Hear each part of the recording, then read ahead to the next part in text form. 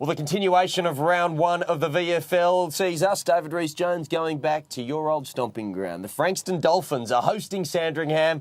Promises to be a really interesting game. I mean, Sandringham have had their problems. There's been some issues with the Saints over the last couple of years, but they seem to be a little bit more settled now, and Frankston have high hopes after yet another good off-season recruiting.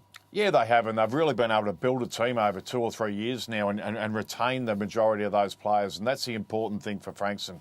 Look, I've actually picked Frankston to finish in the 8 this year, so to finish in the 8, I think they'd have to beat Sandringham, and especially at home in the first round. The thing that's hurt both Sandringham and Frankston over the last couple of years, there's been inconsistency, and it's no surprise, really. Teams that finish outside the top 8, you expect that they're going to have a degree of inconsistency. Where's the improvement going to come for these clubs? Well, I think from Frankston's point of view is just the ability of having the same group of players playing alongside of each other and a young group of players too and growing. And they've had some players drafted too over the last few years, which does help in the recruitment side of things to get people to say, well, look, you know, come to us and you're a chance of getting into the AFL system.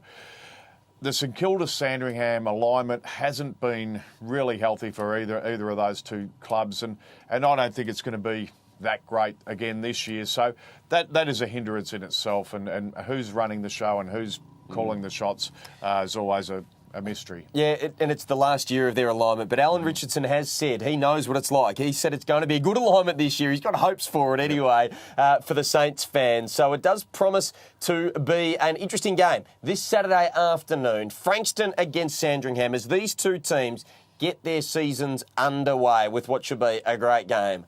The other matches to round out round one. Bendigo against Geelong. Well, we know that the Bendigo Gold had a horror 2013 and the Cats finished on top of the ladder. So that could be a tough outing. It's a tough way to start the season for the Gold under lights on Friday. Footscray against Richmond. The two new standalone AFL clubs. There's a lot to look forward to from that match. Box Hill already had a victory in what was sort of round 1 and sort of round 15. The way this fixture works is a little bit muddled, but they got their season underway well, defeating Williamstown. They've got Werribee again this week. Essendon and Casey at Windy Hill on Sunday, and the Northern Blues host Williamstown in a match that's sure to be spicy, given that Williamstown raided the Northern Blues stocks of players in the off-season. That's what's coming up as round 1 continues in the VFL.